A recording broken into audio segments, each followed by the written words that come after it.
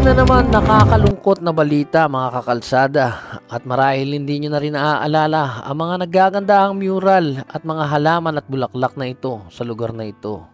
Ito ay gawa na ng malayo na sa dati ang itsura.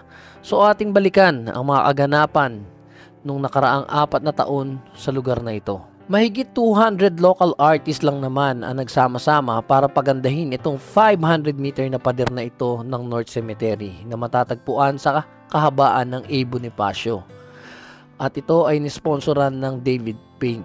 Ang project na ito ay tinawag na Flores para los Muertos or Flower for the Departed na naganap noong October 6, 2019. Layunin ng Davis Paint at ng lokal ng Maynila na pagandahin ang nasabing pader na ito. Nakakalungkot man na isipin at makita, pero ito na ang sinapit niya ngayon. Ayan, kahabaan na tayo ng A. Bonifacio going to Blooming Street.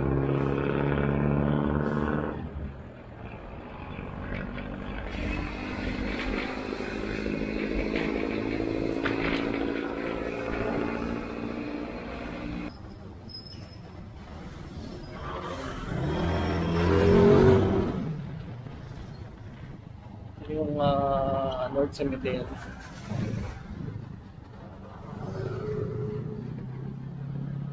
Dito na sila nag-iinuman, takpak pa ng basura.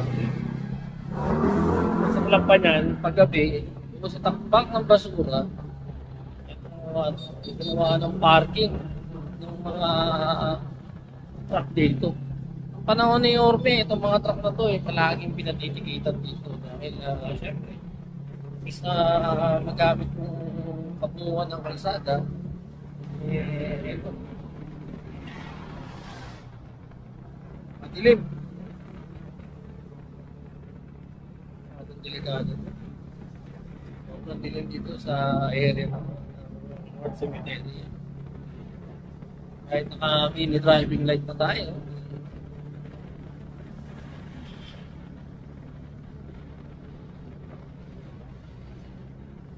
sobrang dilim pa rin.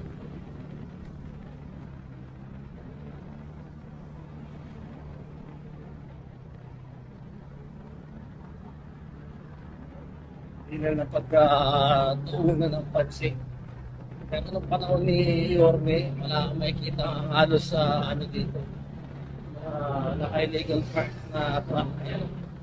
Delikado ito sa mga motorista na na walang mini driving light o yung mahina-hina. Pwede ko sumalpok dyan. Time-wheeler, 6-wheeler.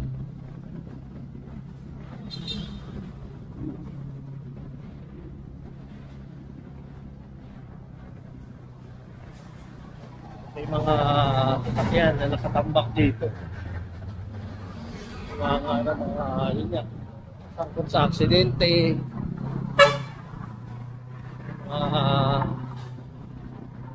natupina, ayan o.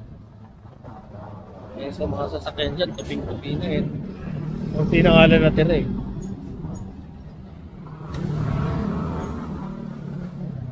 Mga tricycle.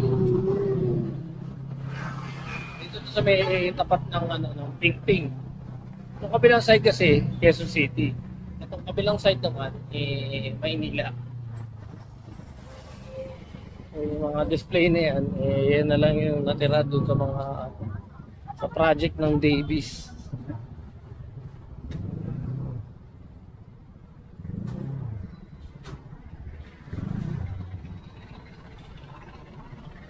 Flores para Los Muertos. Ayan.